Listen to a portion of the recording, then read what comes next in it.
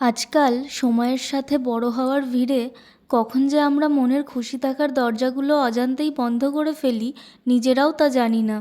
Career tension, পারিপার্শ্বিক responsibilities সব মিলিয়ে একটু যে নিঃশ্বাস নেওয়ারও দরকার পড়ে, সেই খোঁজ আমরা কজনই বা রাখি বলো? তবে আমি বলি কি, অনেক তো হলো সময়ের সাথে তাল মেলানো, এবার না হয় একটু থেমে নিজের দিকে তাকানো যাক, নিজের ভালো লাগাগুলোকেও একটু প্রায়োরিটিতে আনা যাক। ব্যস্ততাময় এই পরিবেশের বেড়াজালে নিজের খেয়াল নিজেকেই রাখতে হবে। কোথাও একটু হলেও চুপ করে বসে মন যা চায় শুনতে হবে। নিজের সামর্থ্য মতো একটা ফুল বা কোনো বই বা যা কিছু হোক না কেন, যেটা তোমার মন চায় নিজেকে গিফট করতে হবে। নিজের পছন্দের বইটা পড়তে হবে, নাচ, গান, ছবি আঁকা, যাই তোমার ভালো লাগে না কেন, শুধু একটা দিন, বিশ্বাস করো, ওই একটা দিনের বিশ্রাম তোমাকে আরও এগিয়ে নিয়ে যেতে সাহায্য করবে।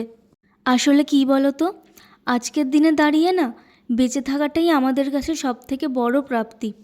তাই যেই লাইফটা তুমি পেয়েছো, সেটার প্রতিটা মোমেন্টসে নিজেকে অ্যাপ্রিসিয়েট করতে শেখো। কারো ওপর ডিপেন্ড না থেকে নিজের খেয়াল নিজে রাখতে শেখো। দেখবে যতটা পজিটিভ তুমি থাকছো না, তোমার চারপাশের পরিবেশটাও ঠিক ততটাই পজিটিভ হয়ে উঠবে। তাই নিজে ভালো থেকো এবং সবাইকে ভালো রাখো।